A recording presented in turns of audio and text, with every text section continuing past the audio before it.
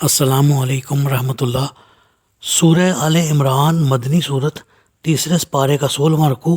آیت نمبر 72 سے 74۔ اعوذ باللہ من الشیطان الرجیم، بسم اللہ الرحمن الرحیم۔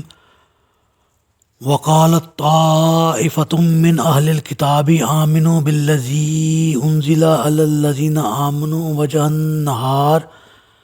النہار واکفروا آخرہ لعلہم یرجعون۔ اہل کتاب کے کچھ لوگوں نے کہا کہ جو کچھ ان ایمان والے مسلمانوں پر نازل ہوا ہے، پہلے پہر تو اس پر ایمان لاؤ اور پچھلے پہر اس کا انکار کر دو، شاید اس ترکیب سے یہ لوگ اپنے ایمان سے پھر جائیں۔ جی، اسی سلسلے میں ایک سازش یہ تیار کی گئی کہ یہود کے چند افراد اعلانیہ طور پر مسلمان ہو جائیں، پھر چند دنوں بعد یا اسی دن اسلام سے مرتد ہو جائیں۔ اس سازش کا پس منظر یہ تھا کہ یہود عرب بھر میں علوم شریعہ کے عالم مشہور تھے، حتیٰ کہ یہود اپنے سوا دوسرے سب لوگوں کو امی یعنی ناخواندہ لوگ کہہ کر پکارتے تھے۔ یہودیوں کے مسلمان ہونے کے بعد پھر سے مرتد ہونے سے عام لوگوں میں خود بخود تاثر پیدا ہو جائے گا کہ اہل علم نے جب اس دین اسلام کا قریب ہو کر مطالعہ کیا تو انہیں ضرور دال میں کچھ کالا نظر آیا ہے، ورنہ ایک عالم آدمی کیسے گمراہی کو ترجیح دے سکتا ہے۔ یہ سازش ابھی پک ہی رہی تھی کہ اللہ نے اپنے نبی کے ذریعے مسلمانوں کو اس سے متنبع کر دیا اور ان کی یہ باطنی خباثت وہیں ختم ہو کر رہ گئی۔ وَلَا تُؤْمِنُوا إِلَّا لِمَنْ تَبِعَ دِينَكُمْ قُلْ إِنَّ الْهُدَى هُدَى اللَّهِ أَن يُؤْتَىٰ أَحَدٌ مِثْلَ مَا أُوتِيتُمْ أَوْ يُحَاجُّوكُمْ عِندَ رَبِّكُمْ قُلْ إِنَّ الْفَضْلَ بِيَدِ اللَّهِ يُؤْتِیہِ مَن یشاء وَاللَّهُ وَاسِعٌ عَلِیمٌ۔ وہ یہ بھی کہتے ہیں کہ اپنے مذہب والے کے سوا کسی کی بات کا اعتبار نہ کرو۔ آپ ان سے کہیے کہ ہدایت وہ ہے جو اللہ کی ہے کہ وہ کسی دوسرے کو بھی وہی کچھ دے دے جو تمہیں دیا، یا ہدایت وہ ہے جس سے وہ تمہارے رب کے حضور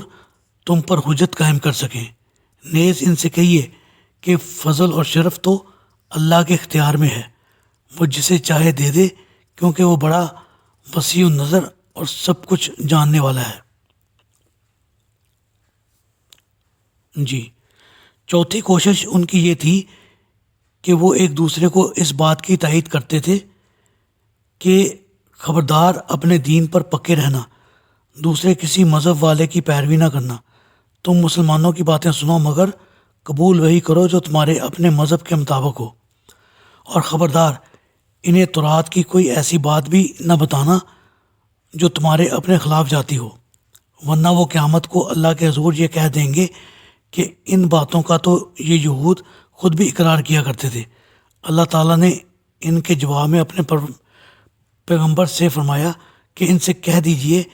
کہ تم جو ہدایت کے ٹھیکیدار بنے پھرتے ہو تو یہ بتاؤ کہ یہ ہدایت تمہیں ملی کہاں سے ہے،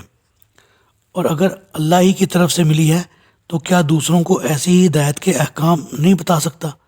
بالخصوص اس صورت میں کہ تم اللہ کے احکام کے علی الرغم ہر قسم کی بددیانتی پر اتر آئے ہو۔ یختص برحمتہ من یشاء واللہ ذو الفضل العظیم۔ وہ جسے چاہے اپنی رحمت سے مخصوص کر لے اور وہ بڑے فضل کا مالک ہے۔ جی، ان کی ان سب کوششوں اور شرارتوں کا جواب اللہ تعالیٰ نے یہ دیا، بے شک ایک وقت تھا جب اللہ نے تمہیں تمام جہان والوں پر عزت اور شرف بخشا تھا، لیکن اب تم مسلسل فتنہ انگیزیوں اور بدعہدیوں کی وجہ سے اس قابل نہیں رہے۔ فضل اور شرف کا مالک اللہ ہے، اور اب جسے اس نے مناسب اور مستحسن سمجھا اسے اس نے دے دیا۔ فضل اور شرف کے ٹھیکیدار تم نہیں ہو، اللہ تعالیٰ تم جیسا تنگ نظر نہیں ہے کہ فضل و شرف کے اہل لوگوں کو فضل و شرف عطا نہ فرمائے،